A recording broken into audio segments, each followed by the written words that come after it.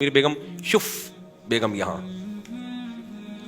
फूंकों से लंगड़े ठीक हो रहे हैं, आंखों से पता नहीं क्या क्या निकाल रहे हैं। जो ड्रामा बिल्कुल टक टक टक टक टक टक टक टक टक। भाई इतनी फूंके अगर आपके पास हैं तो आगा खान हॉस्पिटल में एक सिलेंडर भरवा दो, तो जो भी माजूर लोग होंगे उन पे स्प्रे कर दिया करो, ठीक हो जाएंगे। और जो माजूरों के अस्पताल हैं इन सबको बंद करो भाई, लाइन लगा के कहाँ चले जाओ यार। तुम पैगंबर से इतनी मोहब्बत नहीं है कि पैगंबर ने हुक्म दिया दाढ़ी बढ़ाने का, वो तो तुमसे बढ़ नहीं रही है, तो बगैर दाढ़ी के वलीउल्लाह कहां से मार्केट में आना शुरू हो गए।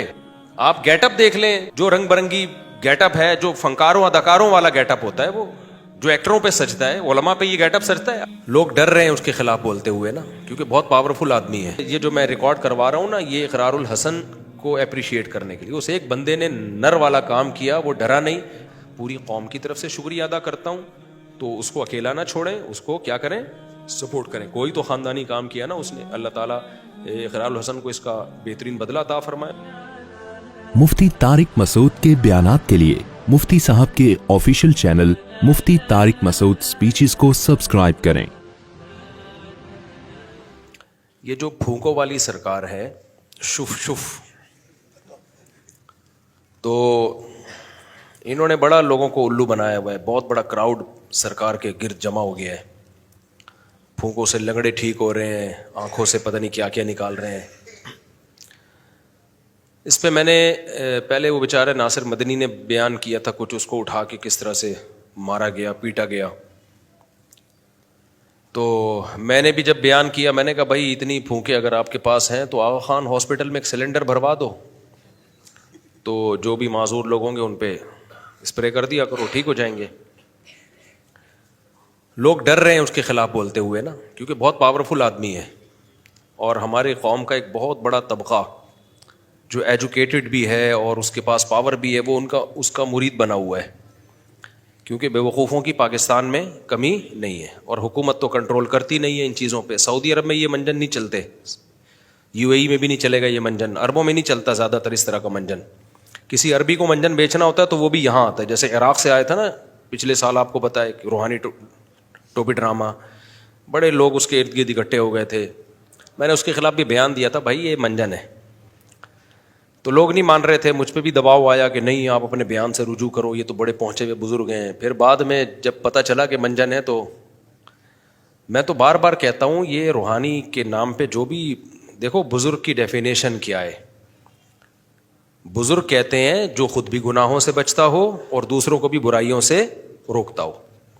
अच्छा, ये जो मैं क्लिप रिकॉर्ड करवा रहा हूँ इसका नाम रखें इकरारुल हसन जिंदाबाद। ये मैं इकरारुल हसन को अप्रिशिएट करने के लिए मैं तस्करा कर रहा हूँ, इसलिए मैंने साथियों से कहा कि मैं इस पे बात करूंगा ना तो उसका नाम ही रख देना इकरारुल हसन जिंदाबाद, और आगे फूंके बना देना बहुत सारी। तो बुजुर्ग की डेफिनेशन क्या है, वलीउल्लाह किसे कहते हैं? वलीउल्लाह उसे कहते हैं खुद भी सुन्नत पर अमल करता है, लोगों को भी सुन्नत पर चलाता है।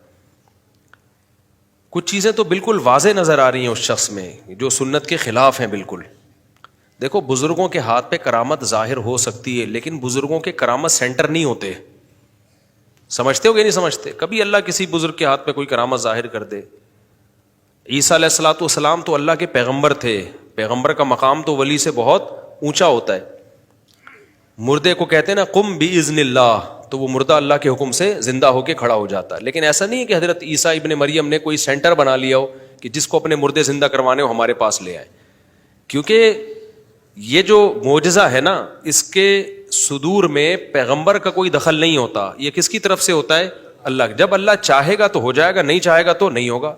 तभी हजरत ईसा ने ऐसा नहीं किया कि कोई बाकायदा मुर्दों को जिंदा करने का कोई इदारा खोल लिया हो कि जिसने अपना मुर्दा जिंदा कराने आ जाए मैं जिंदा कर दूंगा। भाई नहीं, उनके इख्तियार में ये चीज नहीं है। जब अल्लाह ने कहा कि अब आप करें तो मैं जिंदा कर दूंगा, आप कुम कह दें मैं इसको मुर्दे को खड़ा कर दूंगा, तो कर दिया।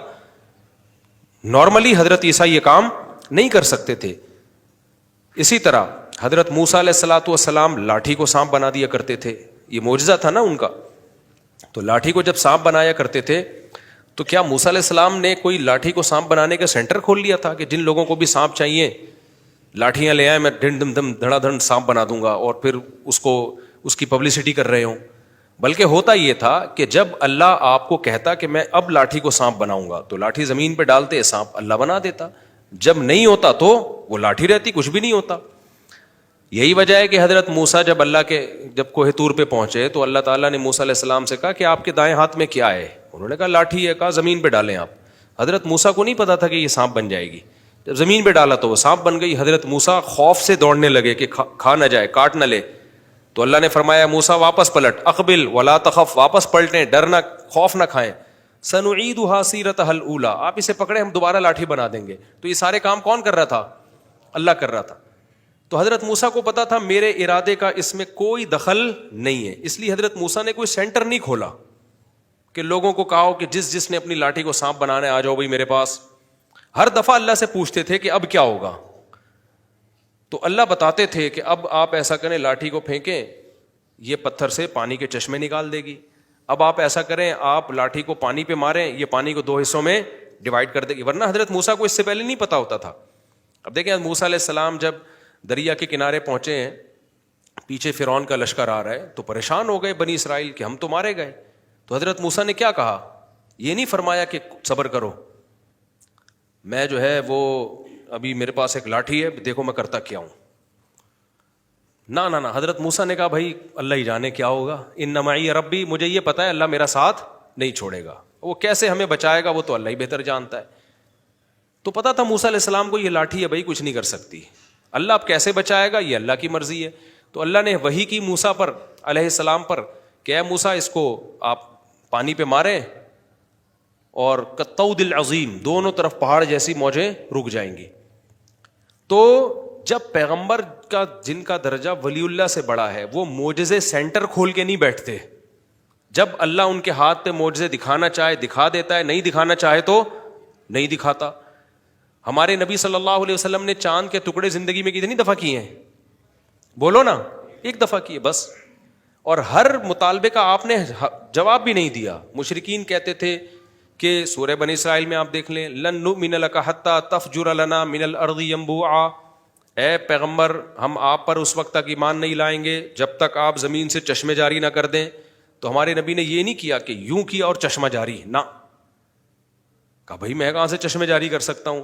پھر انہوں نے کہا کہ او یکون لک بیت من زخرف او یکون لک جنت من نخیل, آپ کے لیے کھجور کا باغ ہونا چاہیے, وعنب, انگوروں کے باغ ہونے چاہیے, فتفجر الانہار خلالہا تفجیرا, آپ اس کے بیچ میں نہریں جاری کر دیں, او ترقی فی السماء, آپ کو چاہیے آسمان پہ جائیں اور وہاں سے کتاب لے کر آئیں. یہ فرشتہ کیوں کتاب لے کر آ رہا ہے؟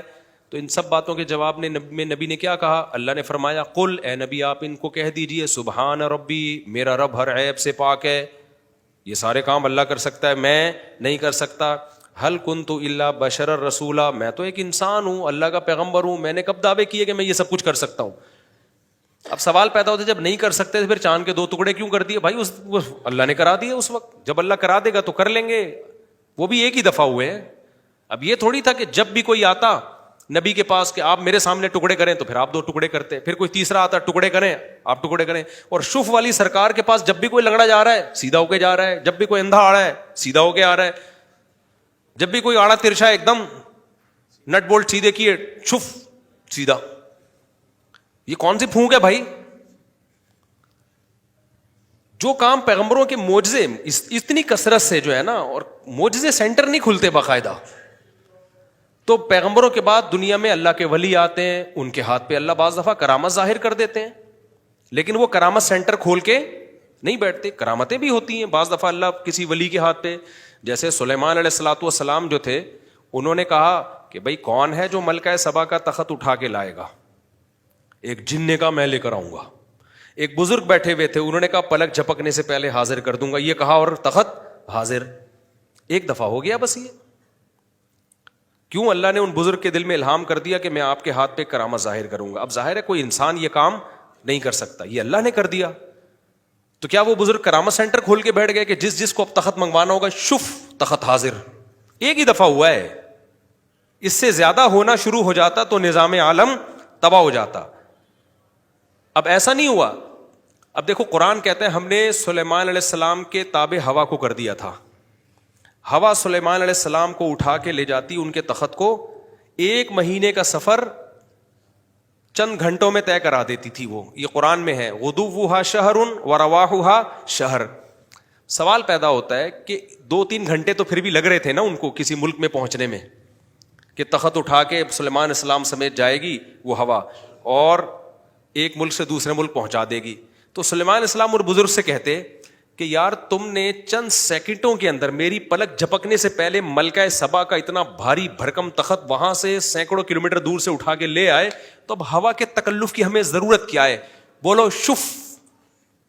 وہ بزرگ بولتے شف, اور سلیمان علیہ السلام کا 1 سیکنڈ کے اندر تخت اس ملک سے اس ملک.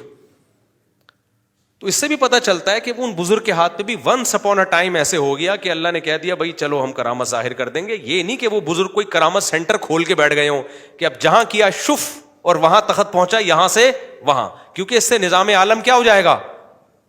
تبدیل. اگر ان بزرگ کے پاس یہ طاقت آ جاتی نا کہ جب شف کریں گے بندہ, جیسے یہ دیکھو نا یہ جو شف والی سرکار ہے, سینکڑوں لنگڑوں کو تو ٹھیک کر دیا اس نے. تو آغا خان ہاسپٹل کا تو واٹ لگنے والی ہے میرا خیال ہے تھوڑے دنوں میں, کیا خیال ہے؟ اور سول ہاسپٹل اور جو معذوروں کے ہسپتال ہیں ان سب کو بند کرو بھائی, لائن لگا کے کہاں چلے جاؤ. اور جو لنگڑے کو شف کر کے سیدھا کر دے گا وہ بھاگی بھی بیوی کیوں نہیں لا سکتا؟ کتنے لوگ میرے پاس آئے ہیں 6 مہینے سے ہماری بیگم جناب ناراضی چل رہی ہے. تو سلیمان علیہ السلام کے دور میں اب کسی کی بیگم ناراض ہو کے میکے چلی گئی, وہ بندہ فوراً ان بزرگ کے پاس آئے گا, آپ ملکہ سبا کا تخت اٹھا کے لا سکتے ہو, میری بیگم شف بیگم یہاں. خود ان کے اپنے معذور بچے پیدا ہوتے ہیں, یہ شف کر کے ٹھیک نہیں کر سکتے. اللہ نہ کرے آج شف والی سرکار کا ایکسیڈنٹ ہو جائے, اللہ نہ کرے کسی کا باپ بھی ٹانگ جوڑ کے دکھائے ان کی, شف کرتا ہوا ساری زندگی گزار دے گا, اپنی ٹانگ نہیں جڑے گی. تو کیا ہو گیا عقل کے ان اندھوں کو؟ میں سمجھا پا رہا ہوں, میں کرامتوں کا منکر نہیں ہوں. کچھ لوگوں نے بابوں کی کرامتوں میں مبالغہ کیا ہے, جو کرامتیں صحیح سند سے ثابت ہیں ان کا بھی انکار کیا, یہ بھی غلو ہے. کرامت کا صدور اہل اللہ سے ہوتا ہے, ہم نے اپنی آنکھوں سے دیکھا ہے, لیکن کرامت سینٹر کھول کے نہیں بیٹھ جاتے, اور وہ اپنی کرامتوں کی نمائش بھی نہیں کرتے ہیں. سمجھتے ہو کہ نہیں سمجھتے؟ اور پھر ولی اللہ ہونا بھی تو ضروری ہے. ہمارے نبی صلی اللہ علیہ وسلم نے حکم دیا خالف الیہود والنصارى, یہود اور عیسائیوں کی مخالفت کرو. اعفوا اللحى, داڑھی رکھو یا داڑھی بڑھاؤ؟ داڑھی بڑھاؤ. میں نہیں کہہ رہا جو داڑھی کاٹتے ہیں وہ ہم سے برے ہیں, ہم سے اچھے ہی ہوں گے, لیکن کم از کم ایک آدمی ولی اللہ ہونے کا دعویٰ کرتا ہے تو اس پر سنت والا گیٹ اپ تو فرض بنتا ہے نا. تو بغیر داڑھی کے ولی اللہ کہاں سے مارکیٹ میں آنا شروع ہو گئے؟ ان کی داڑھی بھی نہیں ہے. آپ گیٹ اپ دیکھ لیں, جو رنگ برنگی گیٹ اپ ہے, جو فنکاروں اداکاروں والا گیٹ اپ ہوتا ہے, وہ جو ایکٹروں پہ سجتا ہے, علماء پہ یہ گیٹ اپ سجتا ہے. اگر میں یہاں رنگ برنگی نیلی پیلی بتیاں لگا کے آ جاؤں, آپ بولو گے مفتی صاحب کسی شوٹنگ میں جا رہے ہو یا جمعے کا بیان کرنے آ رہے ہو؟ تو ولی اللہ والا نہ گیٹ اپ ہے نہ چہرے پہ ہر وقت ناموس رسالت, ختم نبوت, ناموس رسالت کے نعرے لگاتے ہو. یار تم پیغمبر سے اتنی محبت نہیں ہے کہ پیغمبر نے حکم دیا داڑھی بڑھانے کا, وہ تو تم سے بڑھ نہیں رہی ہے. ہم نہیں کہہ رہے جس کی داڑھی نہیں ہے ہم اس کو برا سمجھتے, ہم سے اچھا ہی ہوگا, لیکن کم از کم وہ دعویٰ تو نہیں کرتا نا بڑے بڑے.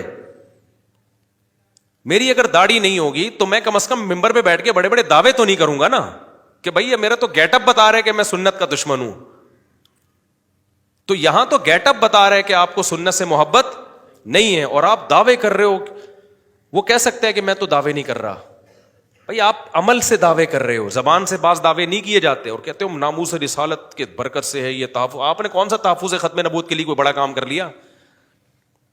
کون سی آپ نے تحفظ ختم نبوت کے لیے مارے کھائی ہیں؟ یا بل, وہ جو قومی اسمبلی سے بل پاس ہوا تھا اس میں آپ کا کیا کردار ہے؟ کچھ بھی نہیں. منجن بیچ رہے ہو آپ ناموس رسالت کا اور ختم نبوت جو ہے وہ اس کا نام پہ. آپ جو ختم نبوت کا کام کرنے والے ہیں وہ تو الگ لوگ ہیں, وہ تو کبھی نہیں انہوں نے کوئی پھونک لگا کے کسی بندے کو ٹھیک کرنے کی کوشش کی.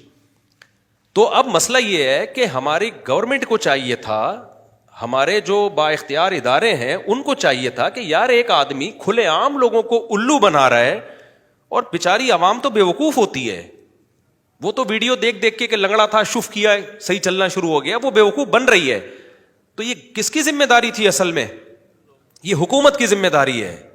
جیسے سعودی عرب میں یہ شف والی سرکار ذرا ایک پھونک تو لگائے نا, ایسے لوگوں کی فوراً سعودی گورنمنٹ 2 منٹ میں ساری پھونکیں نکال دی. یہ روحانیت کے نام پہ جتنے منجن انڈیا, پاکستان اور بنگلہ دیش میں بکتے ہیں, پوری دنیا میں کہیں نہیں بکتے. یہ جن چڑیل بھوت بھگانے والے بھی سارے آپ کو یہیں ملیں گے, سعودیہ میں نہیں ملیں گے. اگر سعودیہ میں ہے تو یہاں سے بندہ گیا ہوا ان کو خراب کر رہا ہوگا جا کے, وہاں کا نہیں ہے. تو اس لیے یہ سب سے پہلی ذمہ داری کس کی ہے؟ گورنمنٹ کی ذمہ داری ہے کہ ان کو بھی اور ان جیسے جتنے لوگ ہیں ان کو کنٹرول کرے. یہ جو کھول کے بیٹھے ہوئے ہیں نا سنگ دل محبوب آپ کے قدموں میں, اور یہ جو کتنے نعرے لگے ہوئے ہیں, اور پتہ نہیں کیا کیا گند لوگوں کو جادو کے نام پہ پلا رہے ہوتے ہیں, گندے خون اور اوٹ پٹانگ عملیات فلیتے اور پلیتے, ان سب کو گورنمنٹ پر لازم ہے کنٹرول کرے, ان کے دھندوں کو ختم کرے. سمجھتے ہو کہ نہیں سمجھتے ہو؟ جو بھی روحانیت کے نام پہ دکان کھول کے بیٹھا ہوا بند کرے بھائی. ہاں دم کرنا رقیہ شریعت سے ثابت ہے. کل میرے پاس ایک آدمی آیا, بیچارے پہ جن تھا, تو واقعی لگ رہا تھا کہ اس پہ, تو میں نے اس کو کہا, میں نے کہا کہتے میں کیا کروں, میں نے کہا بھائی آپ, میں نے بھی اس پہ دم کر دیا, میں نے کہا آپ جاؤ اپنے محلے کے امام سے جو بھی نیک آدمی ہو ان سے دم کروا لو, بس اس سے آگے بڑھنے کی کوشش, ٹھیک ہو جاؤ ٹھیک ہے, نہیں ہو تو صبر کرو. اس سے آگے لمٹ کو کراس کیا نا, وہ کسی سرکار کے پاس چلے گئے آپ یا عامل کے پاس چلے گئے. میں نے کہا وقتی فائدہ ہوگا, اس کی گارنٹی دے رہا ہوں, لیکن اس سے بڑی مصیبت میں پھنسو گے اور پھنستے چلے جاؤ گے ان تعویذ گنڈوں میں. اور یہ جو اس قسم کی جو فلیتے, اور اصل میں تو لفظ ہے فتیلہ, دھاگے کو بولتے ہیں یہ لوگ, دھاگے واگے بھی پڑھتے ہیں نا, تو لفظ ہے فتیل. تو ہمارے حضرت اس کو بگاڑ کے پڑھتے تھے فلیتا. لوگ چونکہ لوگوں کو اردو صحیح نہیں آتی, عربی کا لفظ ہے یہ, تو فتیل کو لوگ فلیتا بول دیتے ہیں. تو حضرت نے اس کا نام رکھا تھا پلیتا. حضرت فرمایا کچھ پبلک نے بگاڑا ہے, کچھ ہم اس کو بگاڑ دیتے ہیں تاکہ اس کی عظمت لوگوں کے دلوں سے نکلے. تو یہ جو آج کل لوٹ پٹانگ قسم کی حرکت, دھاگا کوئی ادھر باندھا ہوا ہے, کوئی ادھر دھاگا باندھا ہوا ہے, ادھر کچھ باندھا ہوا ہے, ادھر کچھ باندھا ہوا ہے, ادھر کچھ باندھا ہوا ہے. اب ہمیں دیکھو, ہم نے کوئی دھاگا شاگا نہیں باندھا ہوا, تو ہمارے والد صاحب بھی نہیں مانتے تھے, ہماری دادی بھی نہیں مانتی تھی. ہم نے جن کو اپنے بزرگوں کو اپنی زندگی میں دیکھا, اپنے خاندان کے بڑوں کو, اپنے شیخ کو بھی دیکھا, سب کے سارے مسائل اللہ کا شکر ہے حل ہو رہے ہیں. اور سارے مسائل تو دنیا میں حل ہو بھی نہیں سکتے, کبھی پریشانیاں بھی آتی ہیں, کبھی خوشیاں. ہمارے ساتھ بھی یہ چلتا رہتا ہے. آپ کو جب میں ممبر پہ بیٹھا ہوا خوش نظر آ رہا ہوں تو کیا مطلب مجھے کوئی پریشانی نہیں آتی؟ ہر طرح کی آتی ہیں بھائی, ہم بھی اسی سوسائٹی کے ہیں. کبھی گھر میں عزت ہوتی ہے, کبھی طبیعت سے بےزتی ہو جاتی ہے گھر میں, الحمدللہ سب کے ساتھ ہوتا ہے بھائی. ہم یہ دعوے ہی نہیں کرتے, لوگ بڑے بڑے دعوے کر رہے ہوتے ہیں میرا اتنا روب ہے. بھائی ہمارا تو تھوڑا بہت روب ہے, کچھ برداشت کر لیتے ہیں, کچھ بےزتی ہو جاتی ہے. اس کے بعد یہ ضرور ہے اللہ نے ایک کوالٹی رکھی ہے, جب زیادہ بےزتی ہوتی ہے فیل ہونا ختم ہو جاتی ہے. یہ ہر ایک کے ساتھ ہے. اچھا خیر, تو سب کچھ سب گھروں میں ہوتا ہے. اس کا حل دعا مانگو اور صبر کرو. تیسرا کوئی حل آپ کے پاس, اللہ سے لو لگاؤ, دعا مانگنا سیکھو. کتنا مزہ آتا ہے کسی سرکار کے پاس جائے بغیر اللہ کی سرکار میں آ جائے آدمی. نحن اقرب الیہ من حبل الورید, اللہ کہتے ہیں میں تمہاری شہرک سے بھی زیادہ قریب ہوں. یہ اللہ کیوں کہتے ہیں بھائی؟ مجھ سے مانگو, ادعونی استجب لکم, مجھے پکارو میں تمہاری دعاؤں کو سنوں گا, تمہاری پکار کا جواب دوں گا. تو اللہ جواب دیتا ہے. کچھ لوگ اس جواب کو سنتے ہیں اور جو بہرے ہیں ان کو وہ جواب سنائی نہیں دیتا. وہ جواب یہی ہے کہ اللہ یا تو اس دعا کو پورا کر لیتا ہے یا دل میں تسلی ڈال دیتا ہے کہ بھائی تم نے اپنا کیس میرے دفتر میں فائل کر دیا ہے, اب جو ہوگا تمہارے ساتھ تمہارے لیے بہتر ہوگا. بعض لوگوں کے لیے پریشانیوں میں رہنا ہی بہتر ہے. ایک آسیب والی عورت صحابیہ رضی اللہ عنہا نبی کے پاس آئیں, پریشان ہو جاتی تھیں. جب آسیب کا دورہ ہوتا تو کپڑے پھاڑ دیا کرتی تھیں.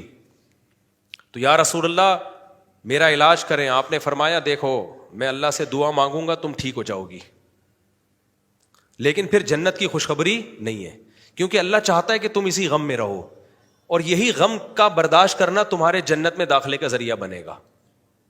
ہر ایک کو الگ طرح سے اللہ آزماتا ہے نا. اسی غم میں برداشت کرو گے تو دنیا مسافر خانہ ہے, کسی کا خوشیوں میں ٹائم پاس ہو جاتا ہے, کسی کا غموں میں. پاس سب کا ٹائم ہوتا ہے, مرنے کے بعد سب کی قبریں ایک جیسی ہوتی ہیں. جو غم میں صبر کر کے چلا گیا وہ ادھر جنت کے مزے, اور جو خوشیوں میں اللہ کو یاد کر کے گیا ادھر بھی اس کی جنت کے مزے, اور جو خوشیوں میں اترانے لگا ادھر برباد ہوگا, اور جو غم میں بے صبری کا مظاہرہ کرے گا وہ بھی ادھر برباد ہوگا. حدیث میں آتا ہے بعض لوگ ایسے ہیں دنیا میں بھی پریشان آخرت میں بھی پریشان, کیونکہ یہاں غم آئے صبر نہیں کیا. تو ان صحابیہ نے عرض کیا یا رسول اللہ میرا علاج کیجئے تو یا دعا کیجئے میرے لیے. آپ نے فرمایا میں دعا کروں گا اللہ تمہیں اس بیماری سے شفا دے دے گا, لیکن پھر جنت کی گارنٹی نہیں ہے, پھر عمل دیکھا جائے گا تمہارا. جنت والا عمل کیا تو جنت میں, جہنم والا عمل کیا تو جہنم میں, جیسے سب لوگوں کی آزمائش ہے. لیکن اگر تم اس بیماری میں صبر کرتی ہو تو میں تمہیں جنت کی ضمانت دیتا ہوں. اب بتاؤ اسی بیماری میں صبر کر کے یقینی جنت چاہیے یا غیر یقینی جنت چاہیے؟ یہ نہیں کہا کہ پھر اگر بیماری میں صبر, بیماری ٹھیک ہو گئی تو جہنم میں جاؤ گی, نہیں, پھر بھی چانس ہے جنت میں جانے کا, لیکن ضمانت نہیں ہے.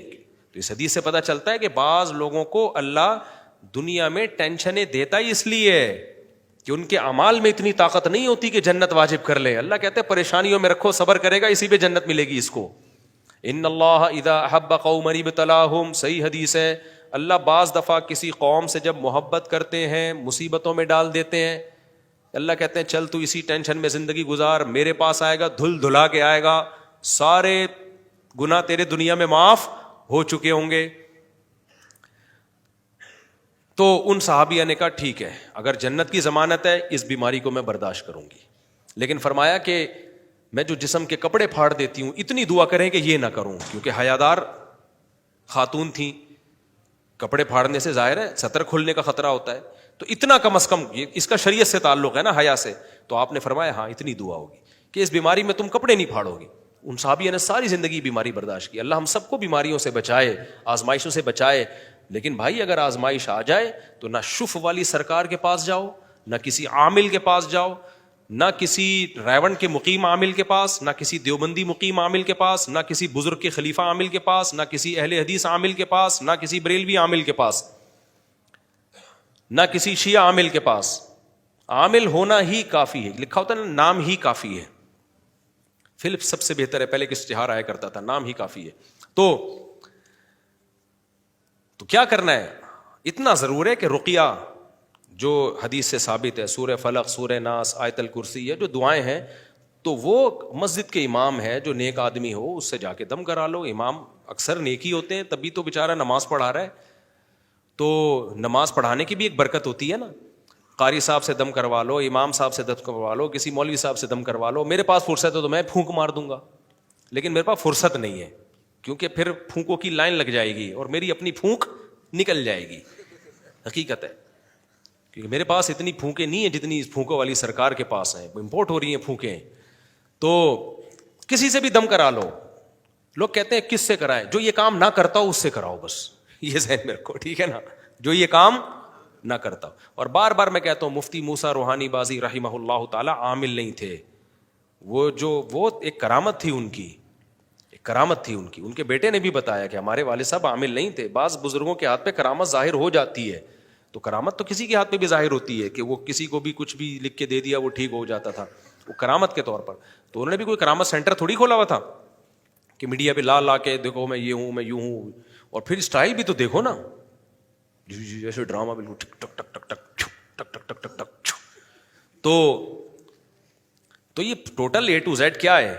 اور مفتی موسیٰ روحانی بازی کی اگر کرامت تھی تو وہ تو سمجھ میں بھی آتی ہے. پراپر داڑھی تھی ان کی, تہجد گزار تھے, ساری زندگی دین کی تبلیغ میں گزری ہے, ان پہ تو سمجھ میں بھی آتا ہے نا. ان لوگوں کی کیا ماضی اٹھا کے دیکھو, حال دیکھو, مستقبل دیکھو. میں نہیں کہہ رہا کوئی بری حرکتیں کی ہوں گی انہوں نے, ہم سے اچھے ہی ہوں گے, لیکن گیٹ اپ سے دیکھ لو آپ, اور کیا کوئی ماضی میں کون سی قربانیاں دی ہیں. سب سے پہلی بات تو جو چیز 2 اور 2 4 کی نظر آ رہی ہے وہ کیا ہے, داڑھی نظر آ رہی ہے سب سے پہلے. کوئی ایک صحابی آپ نے دیکھا چھوٹی داڑھی والا, کبھی سنا آپ نے؟ نہ صحابہ داڑھی کاٹتے تھے نہ چھوٹی کرتے تھے.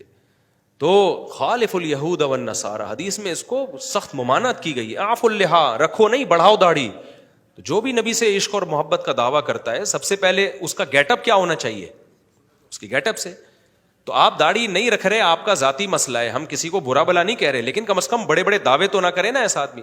تو شف والی سرکار جو ہے, تو لوگ ان سے ڈر رہے تھے شف والی سرکار سے. اقرار الحسن نے خاندانی کام کر دیا.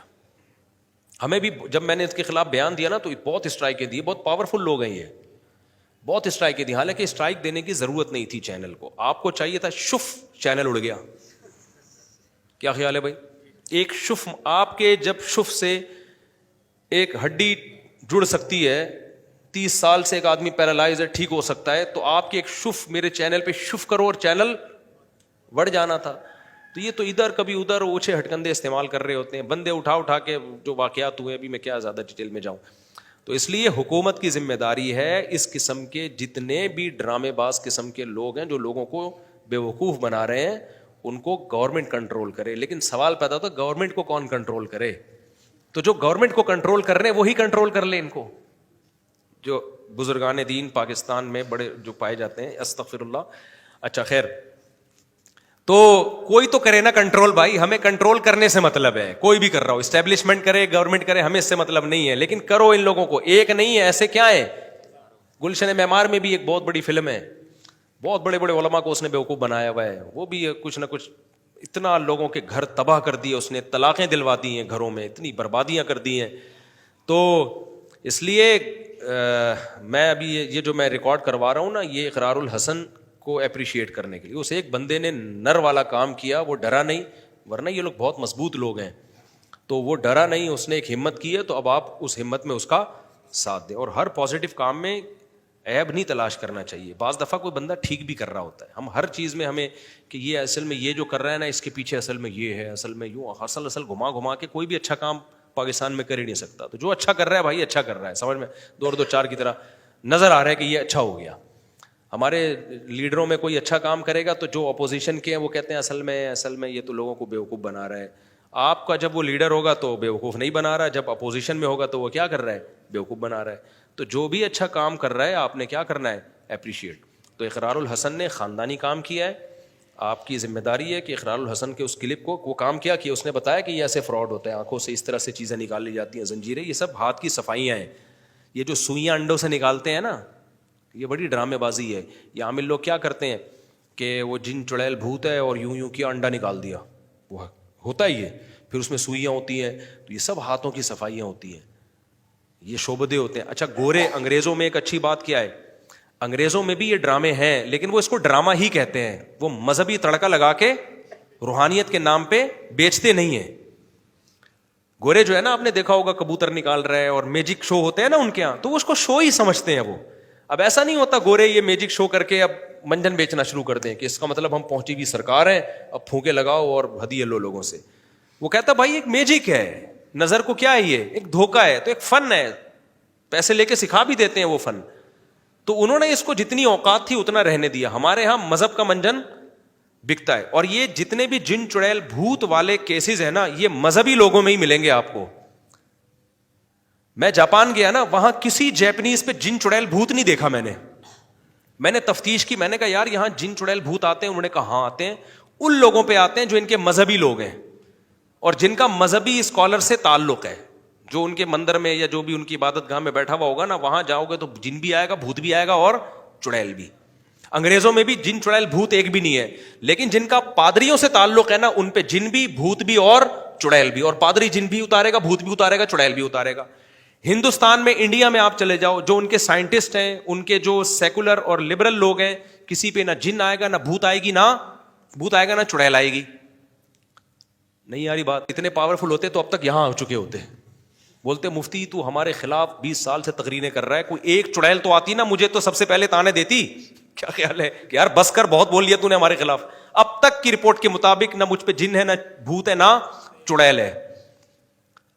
تو یہ انہی لوگوں کے پہ منجن بکتا ہے جو ان لوگوں کو زیادہ لفٹ کراتے ہیں. تو ہندوؤں میں بھی آپ دیکھ لو, جو ان کے ایجوکیٹڈ لوگ ہیں, سائنٹسٹ ہیں, کوئی نہ جن, نہ بھوت, نہ چڑیل.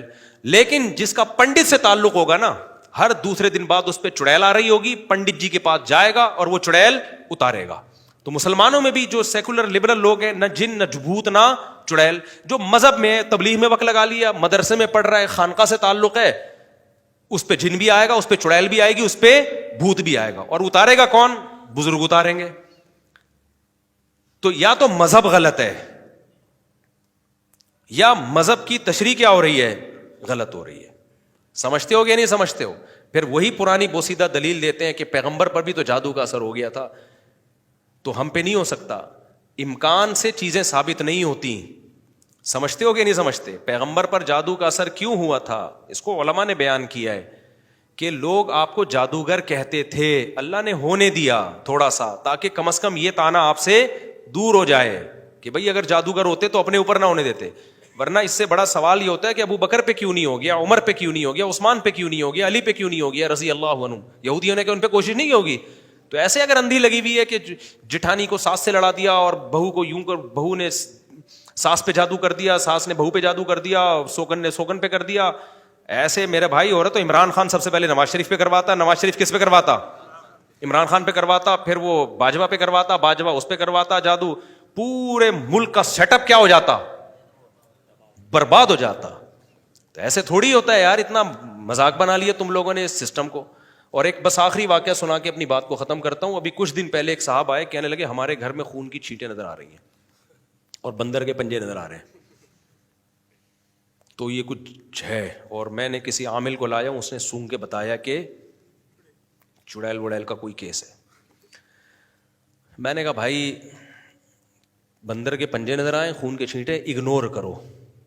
خون نظر آئے دھو کے صاف کر دیا کرو بس. اور زیادہ سے زیادہ شرعی رقیہ کر لو, سورہ فلق سورہ ناس پڑھ لو, آیت الکرسی پڑھ کے پھونک لگا دو, بس کافی ہے. چھینٹے مار دو پانی کی, بس کافی ہے. کہہ رہے نہیں حضرت, چوریاں بھی ہو رہی ہیں اور گھر میں وہ جنات چوری بھی کر رہے ہیں, اور ہمارے گھر میں تو کوئی چور نہیں ہے, سب نیک پرہیزگار ہیں. میں نے کہا جن تو پکڑ لیا میں نے کہا جو بے غیرت چوری کر رہا ہے نا گھر کا فرد, وہ آپ کی توجہ چوری سے ہٹانے کے لیے بندر کے اسپیشل آرڈر پہ پنجے بنوا کے کیا کر رہا ہے, چھپوا رہا ہے گھر کے اندر. اب میں نے کہا 100% میں حلفیہ بول سکتا ہوں گھر کا چور ہے یہ. میں انہیں اس کے منہ پہ نہیں کہا, لیکن میرا دل چاہ رہا تھا کہ ہو سکتا ہے وہ آپ ہی ہو, کیونکہ بعض دفعہ نا کیس وہی کرتا ہے جو خود مجرم ہوتا ہے. یہ بھی ہوتا ہے بعض دفعہ, یہ ہوتا ہے کہ جو آدمی خود چوریاں کر رہا ہے نا, تو بیوی بچوں کی طبیعت ہٹانے کے لیے وہ کہتا ہے میں مفتی صاحب سے پوچھ کے آیا ہوں, وہ خود کہہ رہے ہیں بھائی یہ کیا ہے, جن چڑیل بھوت ہے, اور خود ہی پنجے لا کے لگا رہا ہوگا. اور کون تحقیق کرے گا کہ یہ فارم مرغی کے پنجے ہیں یا بندر کے پنجے ہیں؟ پنجے تو دونوں کے تقریباً ایک ہی جیسے ہوتے ہیں. چھینٹے کس کی ہیں, کیا ہے, کلر ہے, کیا ہے, کوئی لیب میں تھوڑی کروایا ہے. تو یہ بڑے بڑے فراڈ ہوتے ہیں بھائی دنیا میں. گورا کیا کرے گا, گورے کی ترقی جو اللہ نے اس کو مادی ترقی دی ہے, وہ ہر چیز کو اینالائز کرتا ہے, تجزیہ کرتا ہے. یہ ہمیں خرابی, حدیث میں آتا ہے تقوم الساعہ والروم اب اکثر الناس, قیامت جب قائم ہوگی نا, رومی یعنی جو گورے ہیں نا انگریز, یہ پھر بھی دنیا میں بہت ہوں گے. وجہ اس کی کیا ہے؟ صحابی کہتے ہیں میں نے جب ان میں دیکھا تو ان میں دیکھا ان کو جب کوئی نقصان ہوتا ہے نا تو اس کا تجزیہ کرتے ہیں, اسباب تلاش کرتے ہیں, یہ ہو کیوں رہا ہے, اس کی تہ تک گھسنے کی کوشش کرتے ہیں, پھر اس غلطی کو دوبارہ ریپیٹ نہیں کرتے. ہمارے یہاں جب نقصان ہوگا تو اس کے سبب میں نہیں جائیں گے, میاں بیوی میں جھگڑے ہو رہے ہیں, سبب میں نہیں جائیں گے کہ غلطی کس کی ہے, فوراً عاملوں کے چکر میں, اب یہ اس نے اندر جو ہے نا ایک بیل تھی اس کے اوپر تعویذ چھپایا ہوا, اس وجہ سے لڑ رہے ہیں. اور ساس بہو کی لڑائی ہے تو دیکھ نہیں رہے غلطی کس کی ہے, گھر میں مسئلہ کیوں پیدا ہو رہا ہے, نہ یہ کسی نے کیا کیا ہے, جادو کیا ہے, یہ کیا ہے. تو انگریز کیا کرتا ہے, جب اس میں کوئی کچھ نقصان ہوگا نا تو وہ اس کی تہ میں کیا کریں گے, بولو, گھسیں گے. دیکھو انگریز افغانستان میں آیا, رشیا بھی آیا تھا, رشیا بہت طبیعت سے پٹا ہے, امریکہ کو بھی نقصان ہوا مگر اس نوعیت کا نہیں ہوا. وجہ کیا ہے, اس نے پہلے ہسٹری کو پڑھا کہ رشیا اتنا پاورفل تھا, آیا تھا, تو اس نے دیکھا بھائی یہ قوم جو ہے نا یہ زبردستی قبضہ نہیں کیا جا سکتا اس پہ, کیونکہ یہ پھر یہ موت کا گھونٹ پی لیں گے, یہ غلامی برداشت نہیں کرتے. تو انگریز جب آیا نا افغانستان میں تو ٹافیاں بانٹی اس نے بچوں کو, اس نے الیکشن کروا کے فوراً ایک حکومت بنا دی, اور حکومت میں اس نے کہا پشتو جو اسپیکنگ ہے نا وہی صدر ہوگا, اور کہا میں تمہارا رہنما ہوں, میں دوستی کے لیے آیا ہوں. وہ الگ بات ہے, وہ ان کو سمجھ میں پھر بھی انہوں نے کہا, پھر بھی نکالا اس کو, لڑائی کی انہوں نے, جہاد کیا انہوں نے کہا نہیں بھائی ہم نہیں برداشت کرتے. لیکن ایک اسٹڈی تو کی نا انہوں نے کہ وہ غلطی دوبارہ, وہ غلطی جو رشیا نے کی تھی وہ نہیں دہرانی. اور اب جو ان کو اس 20 سال کے تجربے کے بعد جو چیز ان کے سامنے آئی کہ بھائی اس ملک کا رخ ہی نہیں کرنا ہے, یہ ملک جنگ کے لیے بنا ہی نہیں ہے, جنگ سے مراد کوئی اور غیر قوم آ کے اس پہ حکومت کرے گی, کام کرنا ہی نہیں ہے. ہمارے یہاں پتہ ہے کیا ہوتا ہے, جب کوئی مصیبت پہنچی, نقصان پہنچا, بجائے اس کے ہم اس کے, اب جیسے خفیہ چوری ہو رہی ہے پتہ ہی نہیں چل رہا, تو بھائی کوئی بڑا ہوشیار قسم کا چور ہے, یا تو یہ خود چور ہے جو انکوائری میں لگا ہوا ہے. میرے ساتھ تو ایسا ہوا ہے, میری چیزیں چوری ہوئی تو جو چور تھا نا ادھر مسجد سے چوری ہوئی, جو چور تھا کمبخت وہ جا کے FIR کٹوا کے آیا ہے. ہمارا شک بھی نہیں تھا کہ یار یہ آدمی چوری کر, بعد میں پتا چلا یہی تھا. بعض دفعہ ایک بڑی محبت کا, یہاں ایک بندہ آتا تھا میرے خط لکھ کے دیتا تھا, آپ سے بہت عقیدت, آپ سے بہت محبت, بڑی پیاری باتیں کرتا تھا. تو اس کو نہیں پتا تھا خفیہ کیمرے لگے ہوئے ہیں, یہیں سے چیزیں چوری کر کے بھاگ گیا, پھر میرے نام پہ چندہ بھی لیتا رہا وہ. تو کیمرے لگائے ہم نے جن چڑیل بھوت پہ نہیں ڈالا. جب کیمرے لگائے تو پتا چل گیا یہ تو بڑا فلم ہے بھائی, یہ تو بہت بڑی فلم ہے. تو اسباب اختیار کرو اور اللہ سے دعائیں مانگو, اور رقیہ جو شریعت سے ثابت ہے بس اس سے آگے بڑھنے کی کوشش نہ کرو. تو خیر, میں آخر میں دوبارہ اقرار الحسن کا پوری قوم کی طرف سے شکریہ ادا کرتا ہوں. تو اس کو اکیلا نہ چھوڑیں, اس کو کیا کریں, سپورٹ کریں. کوئی تو خاندانی کام کیا نا اس نے, اللہ تعالیٰ اقرار الحسن کو اس کا بہترین بدلہ عطا فرمائے, اور جن علماء نے بھی اس کا ساتھ دیا ہے اللہ تعالیٰ ان کو بھی جزائے خیر عطا فرمائے.